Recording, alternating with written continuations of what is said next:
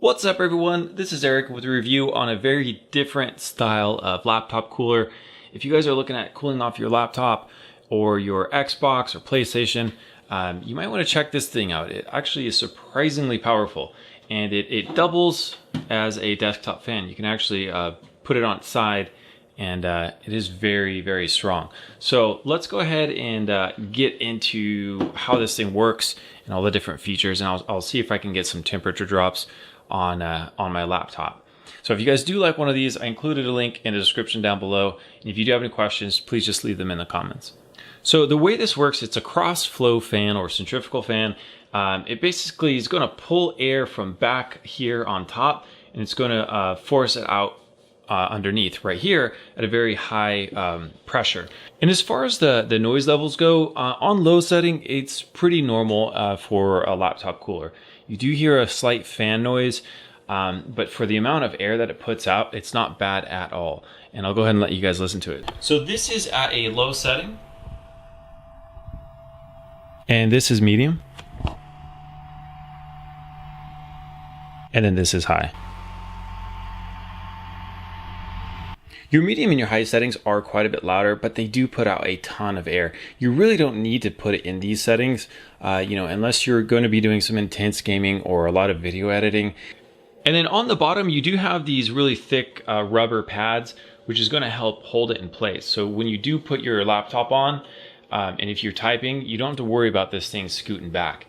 And then same thing with the bottom. This entire bottom plate is a piece of really grippy rubber. And then these arms do pop out.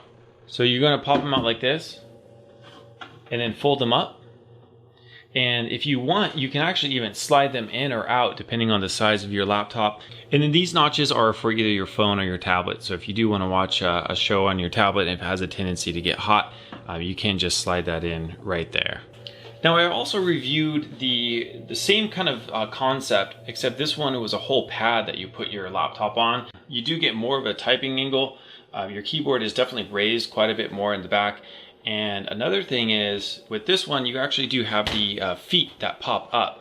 So you can pop these up once, and then it's going to raise it up, and then you can actually pop them up again. There's a second little flip in here where you can get this thing up pretty high, so check that out.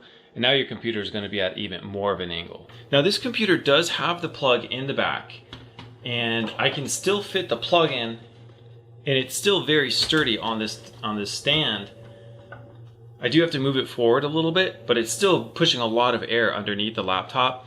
Now the only problem is if you do want to set up multiple monitors, another thing you want to consider is where's your HDMI port. Unfortunately, the HDMI port on this one is right there in the back. But if you guys are wondering what size laptops you can fit on here, this is a 17-inch and it's extremely stable. This thing's not going anywhere. Even if I push the laptop back, pull it forward, a combination of the rubber feet on this thing and then the rubber feet on my laptop keep it really solidly planted. And it has no wiggle to it at all. And then again, you can also adjust where you want the stance on this thing. So if you have anywhere from a 13-inch all the way up to a 17-inch, they're going to fit really good on with this cooler.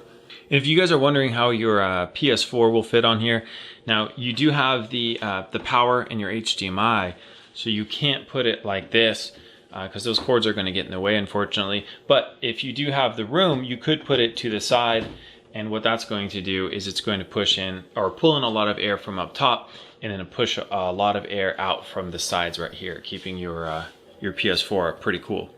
Okay, so this line right here is the CPU. You can see at idle, it's hovering around 120 degrees Fahrenheit. And then once the rendering started, it jumped up to about 165, right around there. And it's staying pretty consistent as it renders out the video. And now you can see here the temperature drop. I'm getting about 10 degrees Fahrenheit in temperature drop. It was hovering around 165 without the cooler, and now that it's on, I'm getting around 155 consistently. And let's go ahead and test out the idle temperatures with the computer not doing anything. Okay, so now that I turned the cooling fan on at idle without really doing anything, it dropped from about 122 down to about 110 degrees. So it brought it down 10 degrees Fahrenheit in idle as well. So all around, a very sturdy design. It actually holds the laptop a lot sturdier than I originally thought, and it is definitely convenient for traveling.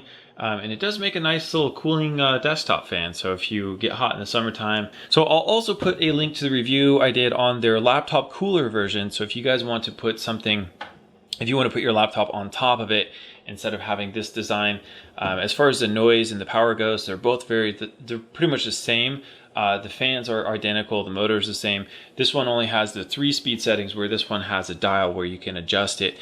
Alright you guys, and thanks so much for checking out the video. If you did find it helpful, I always appreciate those thumbs up. Bye.